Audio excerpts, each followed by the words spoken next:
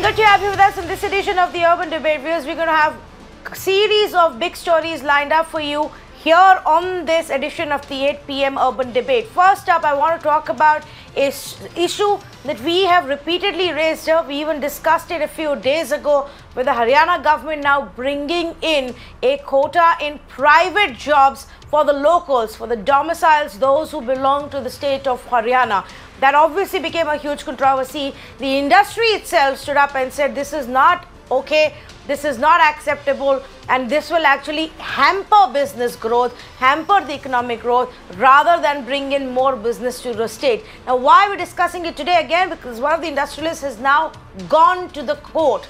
They've now approached the High Court against the decision of the Haryana government to bring in 75% quota for domiciles. Now, this is up to a pay scale of 50,000 rupees, also for companies of a certain size. There are also some exemptions which are there in the law, which essentially talk about if you're not able to find the appropriate skills, the corresponding skills within what is available in Haryana, then you are allowed to go ahead and hire people from outside the state. But that being said, it's the larger messaging that's going on, which obviously has become a problem. Now remember, Haryana is actually not the first state to attempt to do this. Madhya Pradesh has done a similar thing. That law has just come in several months ago. It remains to be seen on to what extent do they implement it on ground. If you look at other states, Telangana attempted to do it. That's currently sub judice as well, has been challenged in the court, and that's where it lies. Karnataka attempted to make it actually 100%, and then thankfully the Law Commission advised the state government to not do that. Just issue an advisory, issue some guidelines for the industry to follow in terms of hiring more locals and giving them more importance. But it's not a law even in Karnataka. In Gujarat, they attempted, but it was never imposed. In Maharashtra also, they brought in a law, but it's barely ever imposed in any part of the state. Yet, every time we see the problem of unemployment, every time we see a political party struggle with traction with the people, they resort to these kind of tactics, and that's what's happened in Haryana. Today, I want to have a conversation on whether it's really legal and constitutional to bring in quotas on the basis of region. We're going to talk about some of the other Supreme Court orders. We'll talk about why the governments shouldn't really look at this as a solution, but should focus on creating more job opportunities, creating more employment opportunities. If you actually look at Haryana's own unemployment levels, they're actually worse off than what the national average is. And if you see what's been happening in terms of even labor participation in the last several quarters, it gives you a sense of obviously there is a lot of frustration and disappointment on ground for lack of job options. And the government seems to be resorting to this tactic, blocking whatever available jobs are for the locals rather than thinking of a long-term solution. Without wasting any more time, let me say good evening to the panelists who are joining us on this conversation. Prateek Som, spokesperson of JJP with us. Prateek's been with us through our previous conversations as well, very, very vociferously defending these laws and the intent behind it. I again want to welcome Mr. Jagdish Khattar, former Managing Director of Maruti Udyog Limited, on this conversation, and Renu Bhatia of the BJP. And Renu Bhatia, let's start off with you. I want to understand where your party really stands on this issue, considering the fact that otherwise BJP's idea is one nation, one everything. One nation, one tax regime. We talk about uniform civil codes. We talk about one nation, one ration card. But why are there job quotas then? We talk about one nation, one job. So it doesn't make a difference that if anybody from one state is working in their own state, doesn't make any difference. Because when we talk about children going out of the state or people working out of the state, their parents, their old parents, they all have problems and they had been facing. So many things were being checked. What is the solution of this, that people working in their own state? Now, during the COVID period, you must have found that so many people in the labor jobs, in the other working jobs, whatever level they were working, they were turning from here to there, one state to another, that we are from Rajasthan, we are from Bihar, we are from Gujarat, we are from Haryana. They were turning back to their own states, which had given such a big problem that time. And that time also we the government in the state and the central government had to face so many problems working on that particular time also. So now if we talk about 75% quota in their own state, makes a very sensible thing that anybody who is in their own state can work with their own companies in their state, stay with their parents, stay in the one house. And one more thing with what we found is parents staying in Haryana, only son is working in Gujarat, then they have burden of two homes. So many things were being checked, and it was being discussed with the industry people. What kind of labor do you have? And all things were personally checked. Then only this law has been passed. No, but I am looking at opposition from CII, from FICCI, from the industry chambers. This is now also gone to court by the industrialists themselves. So I am trying to understand who exactly did you consult when everybody right now seems to be on the other side? See, the industry people had a discussion on various stages with the industry ministers also. What I have come to know is that this discussion was done with the industry people also. Few of the industrialists had given this, chance that yes, the local people should get chance to work here. Sometimes you find that there is a brilliant. So why they are protesting today? Yeah, but Renu Bhatia, why are they protesting today? Yes, I don't find any sense in that, but okay, it's their choice. They've gone to the court. We'll wait for the court orders because court is on top of everybody. No, but it's just, okay, so may I just tell you, it's not just about them, one entity going to the court. If you look at all of the industry bodies, all of the big industrialists, they all seem to be saying the same thing. So it's really difficult to believe at this point that when the government and the state was having consultations with these very same guys, they said something else and they were on board with the plan, and now they suddenly seem to have changed their view. Association of Industry says, we urge the state to relook at the new law. No adequate skilled manpower is available. You may provide shield to firms in unethical practices. We need competitive, we need successful candidates. Hiring must be done basis merit and talent. This actually impacts business-friendly image of the state, and the industry should be consulted before proceeding. This was also said earlier. This has been raised now multiple times. So, Pratik, it's now landed up in the court. This is exactly what we were discussing the last time. In no other state is it actually implemented properly. It's either sub judice or long forgotten. That is not the case. Andhra Pradesh Employment Act got a stay from the respective High Court. The reason being that that bill was prepared in 2 days and on the third day it was enacted. Whereas in this case, 8 rounds of deliberations and consultations happened with industry leaders, including Maruti, Mr. Khattar is there, I must mention, and all other large industry and stakeholders. And their points were very well taken. I'll come on the later part that what feedback has come from industry and how it has been incorporated in the act. Now, first of all, I would like to say that in Haryana, there are 2 facts. First fact is that we accept this, that there is a very high unemployment rate, and it is almost we are in the top 3 in the terms of unemployment. Second thing is that last 1 decade, Haryana has seen lot of industrialization, a rapid industrialization happened, and lot of corporates and industries came, and Gurgaon and Faridabad and other parts hosted them very well. So these are the 2 facts. Now, why this act has been incorporated by the present government, we have to understand the need. The need is that when the industry prosper, they prosper sometimes on the state resources. They take the land which is subsidized, they take exemption on taxes, and they also use the resources which are available locally. So these 3 things majorly are used by industries, and we feel as a state that it is now time that local participation should also be there in their growth story. So this is one of the main intent. Now, the basic myths which are getting associated with this act and which needs to be cleared are: point number 1, that industry feels that they will now have to give pink slips to their existing employees, and they will have to hire the local boys and girls. This is not the case, because this act applies to the future employment. Point number one. Second is, people are saying that Haryana has done this, and this is for the first time which has happened. Let me tell you that Maharashtra, 37 years, there is a Marshi Act in which 80% reservation is there for the people who speak Marathi. One thing. Now we have this Yeah, law have in you ever Gujarat. tried to figure out how much of that is actually implemented?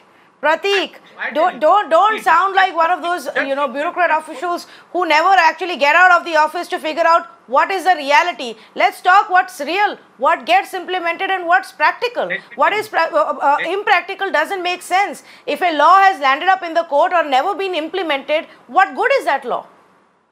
No, that is not. There is a GH, there is a government regulation issued by CM Vilas Rao Deshmukh in 2008, and this is still in existence. No High Court has, Correct. made it unconstitutional. Now, I'll tell you the one important thing. Maharashtra has Mumbai, which is the financial capital of this country. Then we have Gujarat, we have this law. Himachal, Uttarakhand. These all states are highly industrialized. And we have UP and Bihar also, where these laws are not there, but everyone knows industries are also not there. So there is no precedent to this fact that if this law will come, there will be less industrialization and industry will vanish. If this would have happened, Gujarat, Maharashtra, Uttarakhand, and Himachal would not have prospered. Now, if you allow me, I can give you some legal perspective that when this law is formed, how No, it is legally so tenable. yes, 1 minute please. We will go to the legal perspective in just a bit. Let me just point out to you that the very reason that your ally BJP was giving to us is an argument right now of how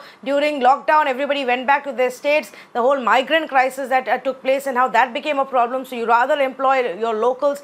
Gujarat and Maharashtra, by the way, are still one of the biggest states with the biggest migrant population. That's still a reality, and we saw this even in the year gone by. That didn't make them change their rules or policies. The laws that you're talking, which are up in the air and on paper, are not implemented on ground because it's not practical. The Vilas Rao Deshmukh government did it for the same reasons that you're trying to do it. You don't have any other way of getting people on your side. Now just admit it that you feel there will be backlash of the farm laws and you will lose your support on ground, and this is your way of trying to appease the people. That's what it is. All right. See, this is not a case, because this law is in draft, is in the process of draft since 1 year when this government came, and it was introduced in the assembly when there was no farm agitation. Can we please get your facts right? I'm sorry to say this. There is nothing of this sort, that this is a something to show that it should not dent the Haryana government due to the farmer agitation. This law was introduced in the Haryana assembly when there was not even an iota of farmer agitation in the state. There is no truth to this.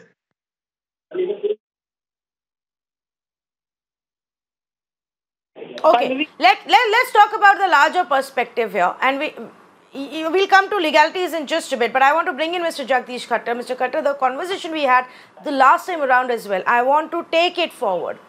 Instead of reserving jobs in a certain field, can't we look at the option of creating more jobs and some equity, an equitable opportunity across the states? The reason we see migration from a few states to the other is because there aren't job opportunities in Uttar Pradesh or Bihar as much as there may be in industrial zones of Haryana or industrial zones of Maharashtra and Gujarat. Shouldn't the governments collectively, state and center, focus on that instead?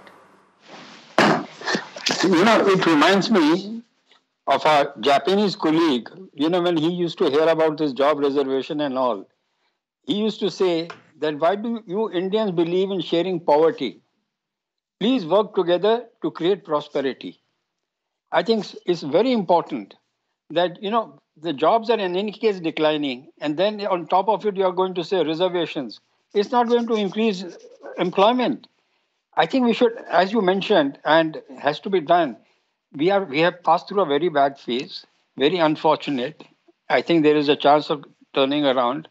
So instead of, further developing that same trend, getting together to do it, we should not go into what is now being proposed to be done. And I'm sure, I mean, the industry, and if you ask me, even the people in the government would have personal reservations about it, but probably because of populist reason, they have to do it. So coming back to what you said, I think we all need to get together to increase employment. Now, the trend is improving. I think, can we sit down together and see how it can further improve? So let's not share this poverty. Let's go for prosperity. And there is a huge chance of doing it. Yes, and that's the idea, the concept that Renu Bhatia, the central government and the BJP that believes, in this whole idea of treating everything as one nation, which is a good thought, should be looking at creating job opportunities, enabling an Atmanirbhar Bharat across Bharat. Why do we then, when reduce it to one state versus the other? Let's put up our boundaries and block people outside. Look, Pallavi, when I was listening to Prateek, I think Prateek has come to almost all the points which government has formed and for the betterment of the public of Haryana as well as the industries. Prateek has given quite clear information. And regards to Mr. Khattar, Jagdish Khattar ji, I think Prateek has already said that he also was one of the members of the committee of deciding committee. And there were so many other industrialists also sitting in that committee. Now, when we talk about the children of Haryana, why not working in their own state, own town? On the other hand, when we talk about one nation, multiple jobs in their nation. I'm sorry, I don't think you've understood my question. My question to you as a representative, Renu Bhatia, of the BJP is to stop looking it from the prism of just Haryana. Prateek Som can only do that because his party only exists in Haryana. That is his political focus. That's not true for a national party like the BJP that exists in over a dozen states, that exists in the central government. You are responsible for the entire country, not just the state of Haryana. Your party talks about one nation, one law, talks about free movement of goods, talks about one overall market for everything, including farm produce to be sold across the country. How can your party then be hypocritical by bringing in such a law in Haryana? It's not only Haryana, it's in many of the states in India. It's when we talk about working in their own state, means anybody in any state can work there. When we talk about Haryana, bringing the law into Haryana, means that Haryana children will work. The youth of Haryana can work in their own state and they should be given priorities and chances to work in their own state, which is not a bad thought, which is not a bad step, I think so. And when we talk about one nation, doesn't it mean that Haryana is out of India? It is one of the states in the nation. And when we talk about nation, but you are refusing employment opportunities to people from other states. You are refusing to give the appropriate opportunity to skilled people who may be in other states, better skilled people, better meritorious people and talented people for the same job. You are taking the lazy way out rather than creating more jobs and creating jobs across the country. Why are we not creating more jobs in UP? Create more jobs in Bihar. Create more jobs in Uttar Pradesh. Automatically, Renu Bhatia, people will start. My name is Tanvi. My name is Tanvi. Please get my name correct before you participate in this show. And it's very clear. Why don't you create jobs in Uttar Pradesh and Bihar? Automatically, people will stop coming to Haryana. See, when we talk about Atmanirbhar Bharat, we are creating jobs all over India. It's not only one state, Bihar, Haryana, or any other state. We'll work for whole of the India to create jobs. But when we talk about 75% quota, children working, youth in Haryana should get opportunity to work in their own state is not a bad thought at all. If we say no, the other people skilled in other states should get opportunities, that means we are saying that our children are not well skilled, they are not well qualified, or they shouldn't get any opportunity to work in their own in their field in their own state. I mean, we have to make. Mr. Khattar, I think let's try and explain this to the politicians. It's not about who's better skilled from one state versus the other. It's who's appropriately skilled for the jobs in the industries that exist in one part? Mr. Khattar. No, Renu, I think it's. I'm a little surprised that BJP has taken this view. Usually, it was the other way around, and they were more liberal in this. And at the end of the day, if we have to improve our economics, we have to be competitive. We have to produce products at the price at which it can sell, and we have to export. Don't forget, it's not a question of job. It's a question of sustainable jobs. We have to produce goods for which there is a demand, for which there is an export. We have surplus, we can reinvest and create more jobs. So please, for heaven's sake, let us not, again, I'm talking about the Japanese, let us not share the poverty, divide the poverty. Let us create wealth. And wealth can only come by mobility, by better skills, by exporting other things, by competitive and all other things. And believe me, what you're doing at the moment is a very short-term thing. And you will also see, and that's when I talk to the people in PR, that they will find loopholes and recruit people from outside. We will be, the whole administration will start getting affected by these practices. I think it's not good for the practices, it's not good for that, and we need to have another look at it. But the answer lies in more production, more investment, more creating jobs, more competition, produce at lower cost, increase the market.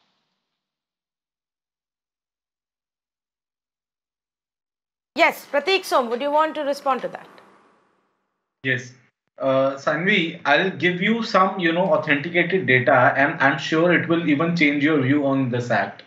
So, a state industries department in Maharashtra gives a data that in 2019, out of nearly 12 lakh jobs in around 3,000 major industries that receive some kind of incentives from the state government, 10.6 lakhs jobs, that is 88%, are held by the locals.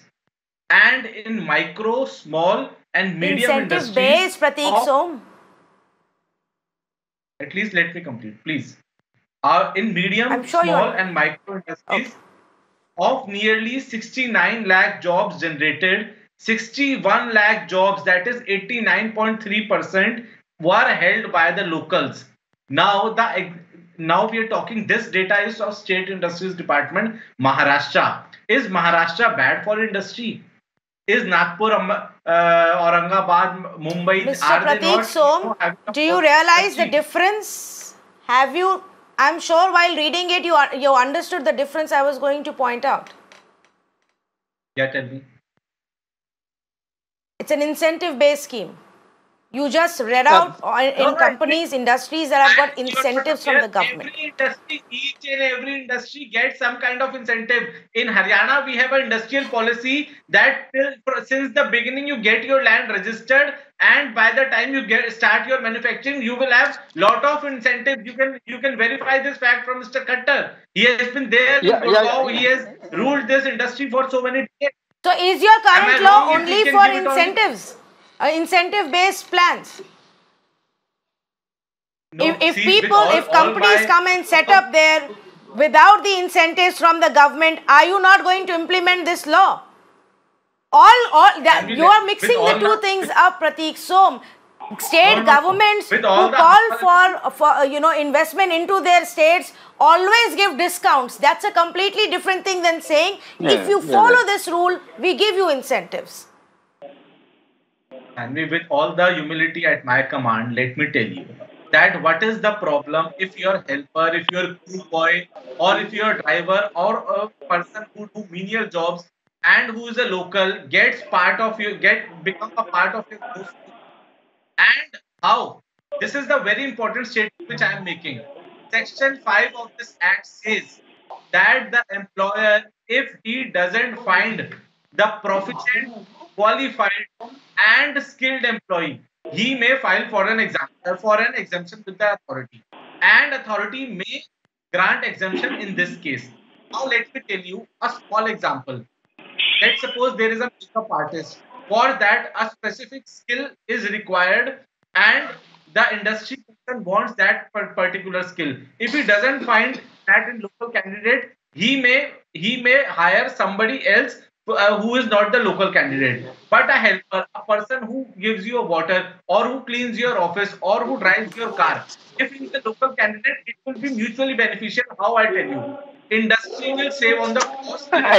They will save on the cost for which they have to give him the accommodation, or maybe the HR allowances, or maybe local transportation allowances, logistical allowances. Also, it will be beneficial for the employee because he will save on this. If a person who is working for 20,000 rupees salary in Gurgaon, if he is coming from Gujarat, do you think will he be able to save even a penny? Now, I want to tell you one more important aspect of Haryana government, that why this act is incorporated. Let me complete. I'll take a second more. That Haryana government is going to launch in a big way skill centers, ITI centers, and training centers, which will be mushroomed around the industries. Wherever the industry will be present, there will be a lot of skill centers. There will be skill centers. So a boy gets out of a school, he enrolls into an ITI center, gets a skill certificate, applies for a job, and get absorbed in the industry. That is the intent. So if government is planning great, exactly, Prateek sir, and I appreciate that. Yes.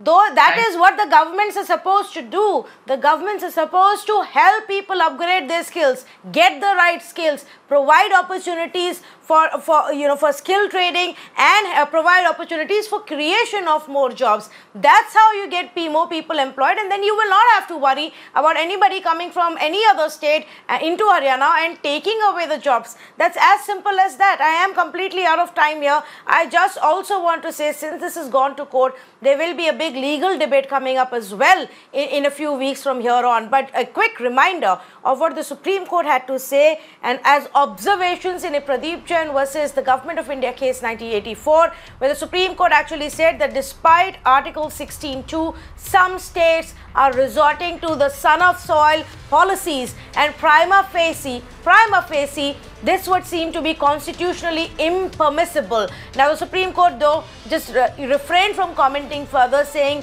don't wish to express any definite opinion since it is not directly under consideration, since it was not directly the part of that specific case. So it now remains to be seen what happens in this case. There are other pleas already in different parts of the country, including the Andhra Pradesh one, which has been challenged and currently stayed, and that goes on in the case. So thank you so much to all of the panelists who joined us on this conversation. I personally believe this is the shortest and the easy, lazy way that the governments find to try and bring in some votes and to try and resolve the problem of unemployment. The correct way to do this is to create job opportunities, to skill your people and train your people so they have ample job opportunities, and these job opportunities exist in every part of the country. Collectively, that should be the motive, rather than putting up barriers on your state borders, stopping people from coming from other parts of the country.